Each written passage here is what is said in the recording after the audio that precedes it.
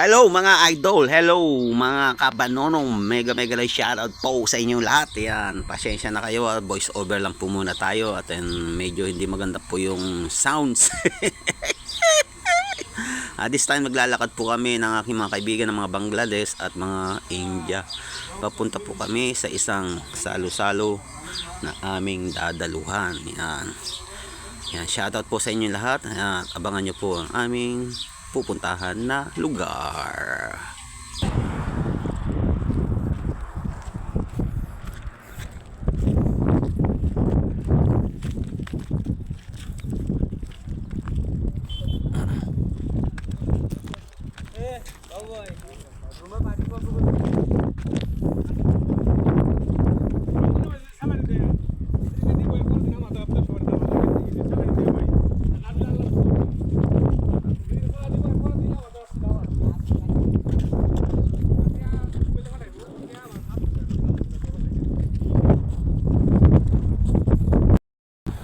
Ayan mga kabanonong, mga idol, dito na po tayo sa aming pupuntahan.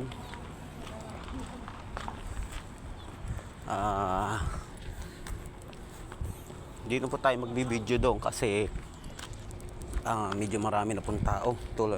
Ewan ko kung nakikita nyo yung mga nakaupo na yun. Doon po tayo pupunta.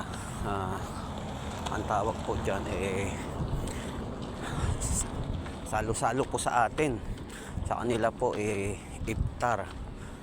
Wala pong ano yan, wala na pong reliyon kung ano, Muslim o hindi ka, basta sama-sama yan. Hindi na po natin na iano na muna ha, kasi marami na pong ibang lahi doon. Kaya hanggang dito na lang po muna ang Kabanon. Ayan po yung bahay, isang bahan nila, masjid po kung tawagin yan. Mag-i-start po ang iftar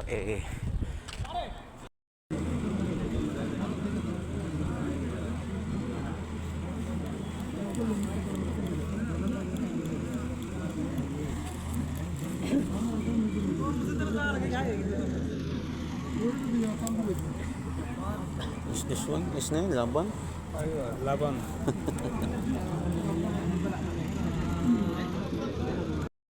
Ayun mga kabanonong, tapos na po tayo makisalo-salo doon sa ating mga kaibigan. Hindi na po tayo hindi tayo nag-video kasi siyempre marami pong tao doon. Iba't ibang lahi po na kaya naman pong pumunta tayo ron at magbibideo. Kaya ang binidyoan ko lang po kanina ay yung sa tapat ko lang at yung sa katabi kong kaibigan na Bangladesh at yung sa harap. Yan, mga kasama ko yun sa kumpanya namin. Siyempre mga kapatid po natin sila, mga Muslim. At di natin basta-basta lang na i-video yung mga mukha nila. Respeto din sa kanila, baka mamaya ayaw din po, di po ba? Kaya sa atin lang ang video. Dito po tayo, naglalakad po tayo. Papunta po tayo ng palengke at bibili rin po tayo ng ano ba tawag no, yung luya, kasi wala na rin po akong luya. At magluluto na naman po tayo bukas. Ay hindi siguro, kasi mayroon pa po akong tirang adobo doon. Mag-idlog na lang po kung muna ng umaga. Saka na lang po tayo magluto sa gabi. Para medyo tinigil ko po yung video kanina kasi may dumaan po na hindi po natin pwede mga-video baka makasita po tayo. Kaya pero ngayon dito na po tayo sa highway at medyo malapit na po tayo sa palengke na ating pinupuntahan para mamili. Yung luya lang po ang ating bibilin. Ayan, nakita niyo po. Ayan. Shoutout po sa inyo lahat dyan mga idol. Thank you so much po sa mga inyong suporta. Naway po kayong magsawang sumuporta sa aking mga in-upload na video na mga nangyayari dito sa lugar na aking kinalalagyan. Ito po yung yan. Yan po yung bakanting lote na minsan dyan tayo nagsishortcut yung pag ano pa yung araw. Ngayon pagbalik natin madilim na, mahirap na po dumaan dyan. Hindi naman sa ano, kaya lang siyempre nag-iingat din tayo. Baka mayroong mga ano, madaanan tayo dyan ng mga hindi kanais-nais, kaya dito lang tayo sa highway dadaan pa uwi. Ayan.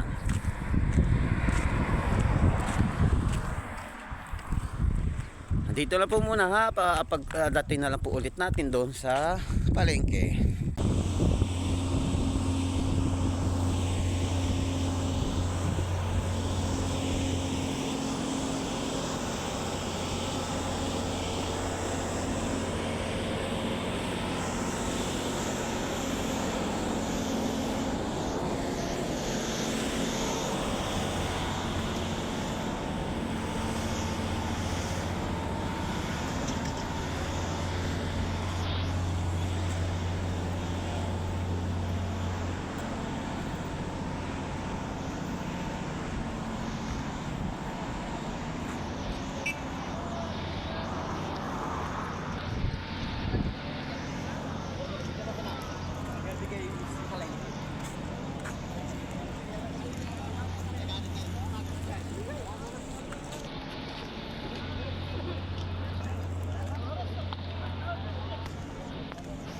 Medyo sarado pa po kasi tatapos lang po ng ano ng dasal nila. Ayan, bukas na kasi doon tayo sa madalas natin puntahan na palengke.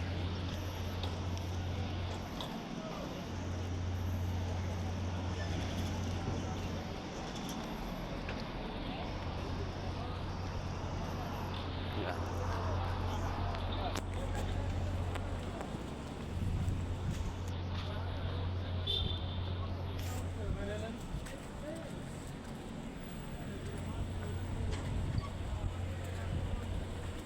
Ayan, ito na po yung market na ating madalas puntahan pag galing po tayo ng trabaho. Tayo, bumili.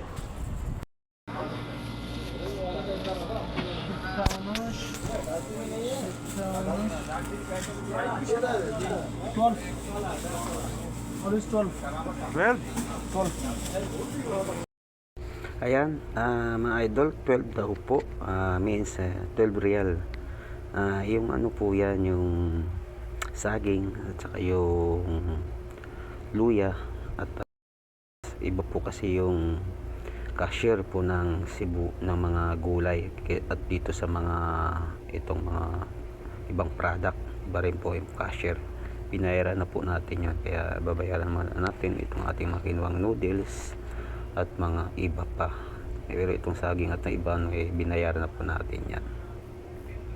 Ayan mga kabanolong, nakalabas na po tayo ng market. Medyo tayo nakano kanina kasi nakalimutan ko yung ito juice saka yung isang maliit na tubig na galing dun sa pinuntahan natin na salo-salo. Buti naalala ko, mamaya masita tayo kung nasa bulsa ko. Namimili na ako na mamaya paglabas natin masitay tayo. Hindi naman sa ano, kaya lang pero ingat din tayo, mahirap yung ma-question tayo bigla. Pero hindi naman siguro kasi may CCTV naman. Kaya natawa na lang pati yung kaibigan din. Kaibigan na lang sa kasi matagal na rin tayo namimili doon. Yung kaibigan natin Bangladesh doon. Nagtitinda. Wala pa ating binili. Kaya siya na maingay kasi meron pong may gumagawa po rito. Ayan. Ito lang ating binili saging, bumili tayo ng saging, talong at saka tao nito luya. Yung pinaka-importante natin yung luya kasi meron pa akong bawang ron at saka luyas, marami pa. Hindi rin po tayo ng tomato paste at saka noodles, 4 na piraso lang. Hindi naman tayo ganun mahilig sa noodles kaya kahit paano para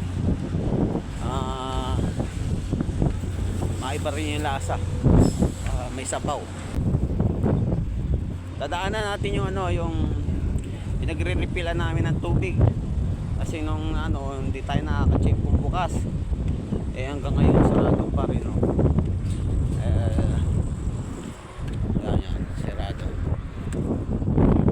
ginagawa na lang po natin nagpapakulo tayo ng tubig at din sa atin sa kanatip na lalamig at saka nilalagay natin sa galon.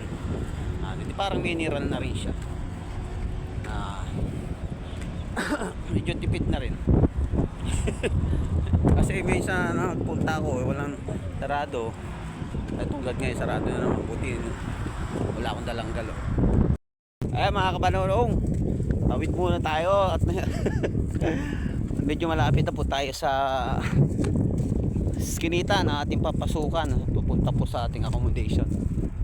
Dito na po tayo sa dinaanan natin kanina na yung madalas natin shortcutan, kaya lang hindi tayo pwede magano doon, medyo madilim na doon po banda sa may mga ilaw sa likuran po, medyo madilim, kaya dito tayo ulit sa highway. Medyo malamig yung hangin pero malapit na po magtag-init dito. Siguro mga ilang linggo na lang umpisa na yung init at pagtapos nyan sunod-sunod na in buwan ng tag-init. Bali sa dalawang bloke na lang po tayo papunta puro sa Skinita na ating dump truck. Ito po isang bloke po ito, laki nito, itong bakante. Tapos yung dyan may bako dyan, isang bloke rin po yan. Tapos yung doon na tayo kakaliwa sa aming tinutuluyan. Hello mga kabanonong, ito na po tayo sa Skinita na ating papunta sa ating tinutuluyan. Ito na po, kumaliwa na po tayo. Ito po tayo galing sa highway. Yung may ilaw na yun doon, sa may puno, sa may gitna ng puno, yun. Ito na po yung accommodation namin. Kunting lakad na lang. Na-exercise na naman po tayo, kaya lang gabi. Talaga buhay ng OFW. Yan, shoutout po sa mga OFW sa iba't ibang panig ng daigdig. Lalong-lalo na po sa mga kasambahay. Sila pong busy sa mga ganitong buwan. Dahil nga po sa buwan po ng Ramadan na siniselebra ng ating mga kapatid na mga Muslim sa iba't ibang panig ng daigdig. Ang tawag po niyan ay Ramadan Mubarak po tawag niyan. Yan, shoutout po sa inyo lahat. Shoutout na rin po kay Ayesa Tarik, ang ating kaibigan, kapatid sa Ayesa Tarik na taga Pakistan po, nakapangasawa po ng Pakistani. Shoutout sa iyo Ayesa Tarik. Ingat sa family mo yan. Shoutout na rin po sa ating mga kaibigan sa mga iba't ibang panig ng daigdig. Hindi ko ma-shoutout yan. Mega shoutout po sa inyo lahat.